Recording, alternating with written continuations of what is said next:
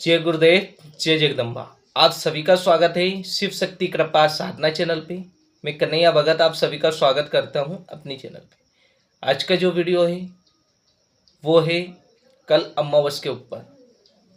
अमावस के दिन क्या करें, सभी साधक जो शिव शक्ति कृपा से जुड़े हैं या अन्य कहीं से भी जुड़े हैं, वो पहले अपने गुरु, जो भी आपके गुरु हैं, उनको दान भेजें। दान अपनी इच्छा, अपने सामर्थ्य अनुसार भेजें। जिनको भी आपने गुरु स्वरूप अपने जीवन में गुरु बनाया है, धारण किया है, दीक्षा ली है या किसी को गुरु मानते हैं, उनके पास दान भेजें। जो लोग हमसे सीख रहे हैं वो अपने गुरु को, जो भी आपके गुरु पहले रहे हैं और आप हमसे भी सीख रहे हैं, तो पहले उनको, जो आप पहले प्रथम गुरु हैं, उनकी सेवा के लिए, पहले गुरु की सेवा के लिए दान निकाल दें। अब दान आप अपनी सामर्थ्य अनुसार दें। पहला दान आपके गुरु का जाएगा, दूसरा दान जो है वो आपके पितरों के लिए जाएगा। कल अमावस है, मौनी अमावस, विशेष दिवस है, इसमें आपको पितरों के लिए दान निकालना है।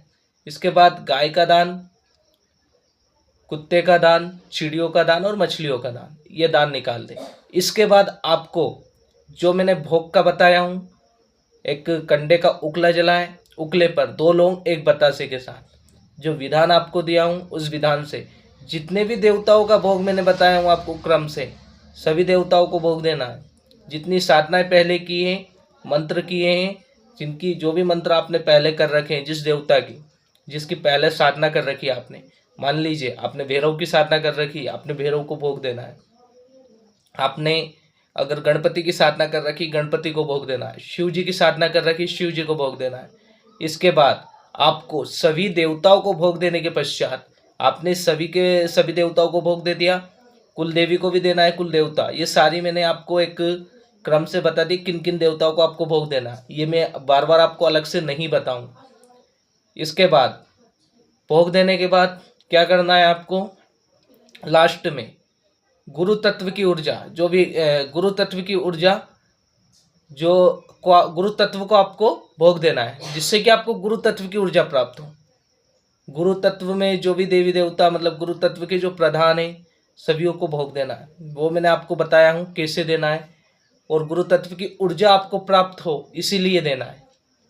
ये सारा भोग का प्रोसेस आपने किया। इसके बाद शाम के समय, अमावस के दिन, जितने भी देवी देवता आपके रहे हैं, भोग आपने सुबह दिया, शाम के समय मुख्य रूप से जो देवी देवताओं की आपने पहले साधना कर रखी है, उनके सभी देवताओं के मंत्र जाप आपके शाम के समय होंगे।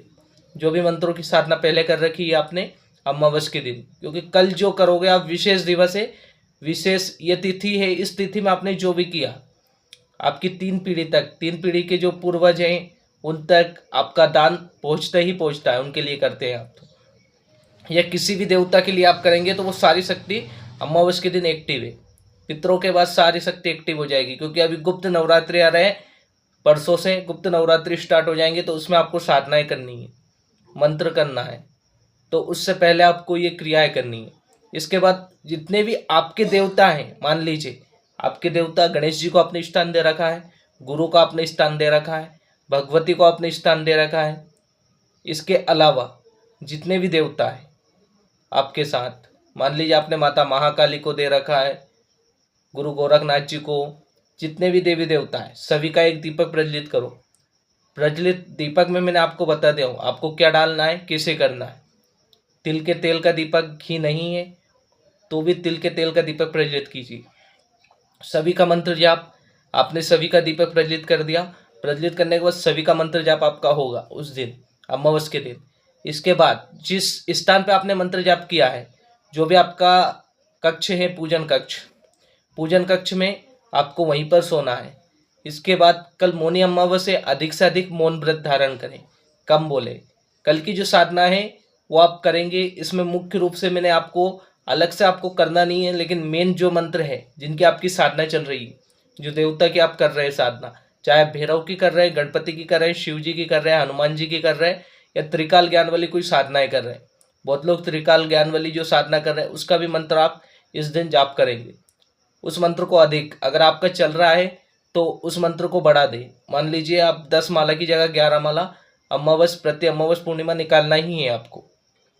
ये चीज़ें आपको सभी को करनी है। इसके बाद आपको शिव शक्ति कृपा दरबार में आपने यहाँ से विधान लिया, यहाँ आपको दान, इस चीज़ का विशेष ध्यान रखें। दान आप 11 रुपये 21 रुपये अपनी सामर्थ्य अनुसार भेजें, ये आपको भेजना है, ताकि आपकी जो हमने जो विधान आपको दिया है उस विधान को आप करें और यहाँ से जो ऊर्जा है, जो देवी तत्व की, देवता तत्व की ऊर्जा है, गुरु तत्व की ऊर्जा है, वो आपसे जुड़े।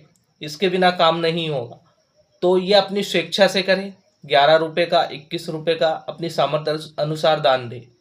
ये सारा विधान मैंने आपको बता दिया हूँ। जो लोग अमावस के दिन या अमावस के बाद जो लोग शिव शक्ति कृपा दरबार से जुड़कर देवी देवताओं की सेवा करना चाहते हैं, वो पहले इस विधान को करें। और जो लोग पहले से जुड़े हैं और जिन लोगों ने सेवा छोड़ दी है, मान लीजिए सेवा एक बार की, दूसरी बार छोड़ दी है, उन लोगों को भी करना है। आपने सेवा छोड़ दी, लेकिन ये जो विधान है, इस विधान को आपको कंटिन्यू रखना है। आप हमें छोड़ के चले जाए, लेकिन इस विधान को कंटिन्यू रखें। अपने गुरु की सेवा के साथ इस विधान को कंटिन्यू रखें। सभी देवताओं का भोग, सभी देवता की जो क्रिया आपको बताई है, उन क्रियाओं को कंटिन्यू रखें, जिससे कि सभी देवताओं की कृपा और आशीर्वाद आपको प्राप्त हो और आप साधना क्षेत्र में सफलता प्राप्त हो। यह मुख्य भूमिका है ये प्रयोग की। आप जब ये करेंगे तो आपको पहले तो नॉर्मल ये है कि आपके ऊपर किसी भी प्रकार की अगर मान लीजिए नकारात्मक ऊर्जा है, तो वो जो ऊर्जा है वो ऊर्जा हट जाएगी आपकी। दूसरा, सकारात्मकता, एक अलग ही ऊर्जा प्राप्त होगी। आप गुरु के लिए दान निकालेंगे, गुरु की सेवा के लिए, देवताओं के लिए करेंगे, तो उससे क्या है, आप जो साधना क्षेत्र में चल रहा है, जो आपके साधना क्षेत्र में बाधा है, उन्नति किसी भी तरह की आपकी उन्नति या प्रगति नहीं हो रही है, तो वो मार्ग आपके खोलेंगे देवी देवता। तो पहले आप निस्वार्थ भाव से देवी देवताओं की सेवा करें।